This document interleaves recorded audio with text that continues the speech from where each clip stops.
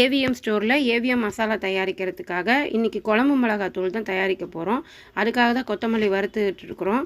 கொத்தமல்லி வறுத்துருக்கோம், ஜீரகம், கடுகு, வெந்தயம், கடலைப்பருப்பு, உளுத்தம்பருப்பு எல்லாமே இதில் வறுத்து கொட்டியிருக்கோம். இதுக்கு மேலே பெருங்காயமும் பாருங்கள் நம்ம வறுத்து கொட்ட போகிறோம். பெருங்காயம் வந்து சட்டி நல்லா காஞ்சி எண்ணெய் சூடு ஏறினோடனே பெருங்காயத்தை நம்ம கட்டி பெருங்காயம் தான் யூஸ் பண்ணுவோம். நம்ம எப்போவுமே தூள் பெருங்காயம் போட மாட்டோம். இது எல்ஜி கம்பெனி. எல்ஜி இது கட்டி பெருங்காயம் வந்து எண்ணெயில் நல்லா போட்டு இந்த அளவுக்கு நல்லா பொரிச்சு எடுக்கணுங்க. அது நல்லா எண்ணெயில் போட்டோன்னே பாருங்கள் நல்லா உப்பி வரும். அதை ரெண்டாக கட் பண்ணி விட்டிங்கன்னா ரெண்டு பக்கமும் நல்லா வெந்துடும். உள்ள பெருங்காயம் நல்லா ப்ரௌன் கலராக வரணும். அது வரைக்கும் கொஞ்சம் பொறுமையாக வறுக்கணும்.